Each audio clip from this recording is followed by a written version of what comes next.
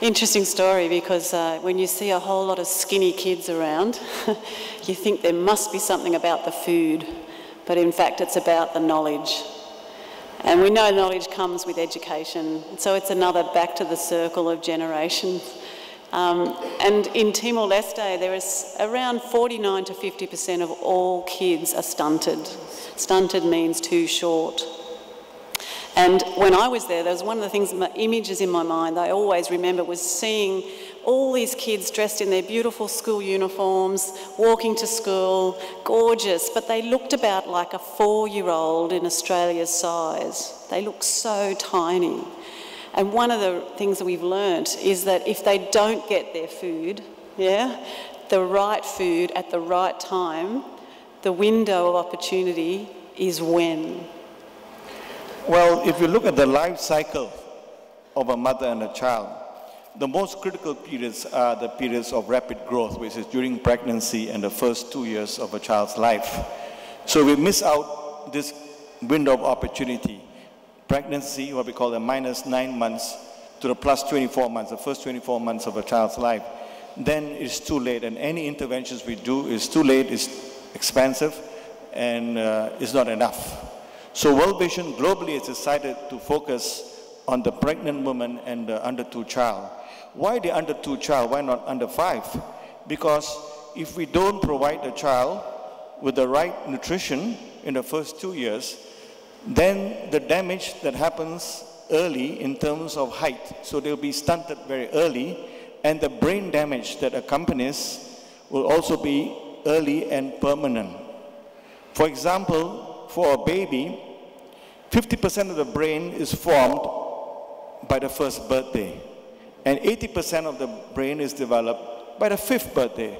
So if we don't make investments early, and we wait until the 5th birthday, then 80% of the brain is already developed and is already permanently damaged. And scientists have found out that actually if we do a brain scan of a child under 5 who is severely malnourished, you'll find that the outer layer of the brain, called the gray matter, is often deficient, and that's the intellectual part of the brain. And if that part is not developed before the age of 1 year, then, and latest by 2 years, then it's too late. And the baby or the child that grows up will have permanent head damage for the rest of his life or her life. So they can't contribute to their country in the same way they could have. Yeah? Yes. And I think that's something for us, the sort of the message we want to leave. It's not that we don't support all children, but if we're going to do it the way for the rest of that country's chances, it has to be done early in life. And we've all been here listening to the Melbourne Siamese twins story, that wonderful story of Siamese twins from Bangladesh having the opportunity to have their separation. And that's rocket science in my book, yeah? That's a lot of money. It's a lot of technology, and it's a lot of science. But what we're proposing is it's not rocket science. I'd just like to finish with asking Ermelinda, what does she want for her country from her experiences? What does she want and the solutions for her and her country? Okay, thank you. Solution from our country is important. Firstly, is education. Education is important to our country.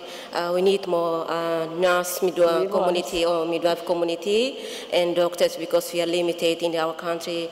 The second one is we hope the children to become with better nutrition.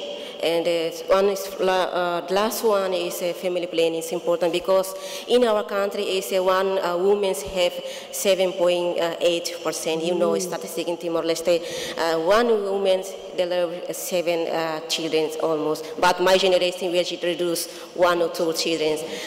So we have important family planning to raise passing.